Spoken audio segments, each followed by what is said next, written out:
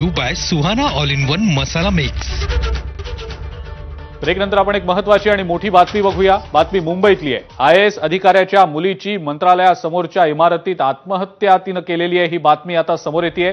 उच्च आणि तंत्र शिक्षणचे सचिव विकास रस्तोगी यांच्या मुलीने आत्महत्या केल्याची ही बातमी आहे। आयएएस अधिकाऱ्याच्या मुलीने मंत्रालयासमोरच्या इमारतीत आत्महत्या केल्याचा प्रकार घडलेला आहे। अधिक अपडेट या संदर्भातली आपण जाणून घेणार आहोत। राजू सोनवणे आपले प्रतिनिधी आपल्या सोबत आहेत सध्या। राजू, धक्कादायक बातमी, काय नेमकी माहिती या संदर्भातली? अजिंक्य, पाहतो आपण आयएएस अधिकारी विकास रस्तोगी आणि राधिका रस्तोगी यांच्या मुलींनी जे आहे ते आत्महत्या केल्याची माहिती समोर आलेली आहे।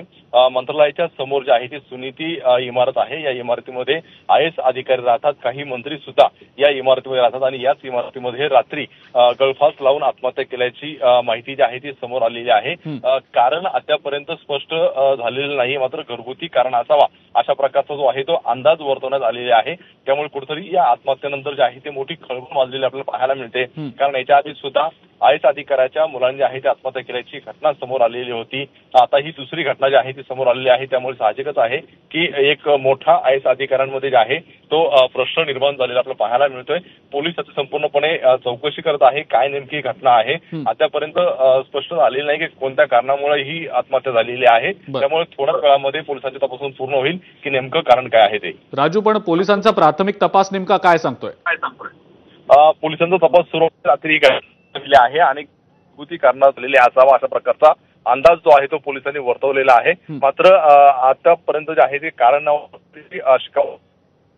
तपास सुरू आहे। पोलीस घटनास्थळी आहेत आणि आयएएस अधिकाऱ्यांच्या मुलांनी जे आहे ते अशा प्रकारच्या मुलींनी आत्महत्या करणं हे सगळ्यांसाठी जे आहे ते धक्कादायक आहे। त्यामुळे पोलीस सुद्धा याची कसून चौकशी करताना पाहायला मिळत आहेत। ठीक आहे, आपल्या सोबत आपले प्रतिनिधी गणेश ठाकूर देखील आहेत, त्यांच्याकडनं या संदर्भातली अधिक माहिती आपण जाणून घेऊया। गणेश, खूपच धक्कादायक अशी ही बातमी समोर येताना दिसते। आयएएस अधिकाऱ्यांच्या मुलींनी आत्महत्या केलेली आहे, मंत्रालयासमोरच्या इमारतीत ही आत्महत्या केल्याची बातमी समोर आलेली आहे। काय नेमकी याबद्दलची अपडेट आहे आणि काही खुलासे या संदर्भात होत आहेत का? प्राथमिक माहिती काही समोर येते का? या प्रकरणामध्ये एक सुसाईड नोट मिळाली आहे। लिपी रस्तोगी या मुलीचं नाव आहे, वय वर्ष 26। आज सकाळी तिनं आपल्या राहत्या घराच्या इमारतीवरून उडी घेऊन जीव दिलेला आहे, जम्प केलेला आहे। आणि एक सुसाईड नोटही घरी तिनं सोडलं होतं। त्या सुसाईड नोटमध्ये तिनं कोणालाही दोषी न ठरवता अकॅडमिकली किंवा अभ्यासामध्ये ज्या प्रकारे तिला प्रगती करायची होती ती तिला प्रगती तिची होत नव्हती, अभ्यासात तिला जे यश प्राप्त करायचं होतं ते तिला मिळत नव्हतं आणि याच कारणामुळं तिनं हा पाऊल उचलला आणि हा दुर्दैवी ही घटना घडलेली आहे।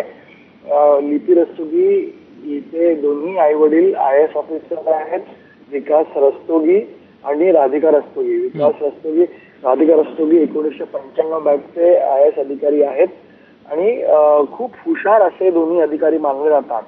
मला वाटतं की आई वडिलांच्या ज्या प्रकारचं एक स्टेचर आणि स्टेटस होतं त्याला ती मॅच करू शकली नाही का, किंवा एका प्रकारे अशा वरिष्ठ अधिकाऱ्यांच्या किंवा असे आयएएस आणि ब्युरोक्रेसी मधील जे अधिकारी आहेत, ब्युरोक्रॅट्स, यांच्या मुलांवरती हा नेहमी दबाव असतो की आई वडील इतके हुशार आणि ह्या पदावरती आहेत तर त्यांच्याकडनंही अपेक्षा असते। ती अपेक्षा ही मुलगी पूर्ण करू शकली नाही किंवा ती पूर्ण करू शकत नव्हती आणि यामुळेच तिने हे पाऊल उचललं असं कळतं। कारण की ठीक आहे, पोलिसांच्या तपासातनं या पुढच्या घडामोडी ज्या आहेत, ज्या अपडेट्स आहेत त्या कदाचित उलगडतीलच। गणेश आणि राजू, धन्यवाद आपण ही जी माहिती दिली त्याबद्दल।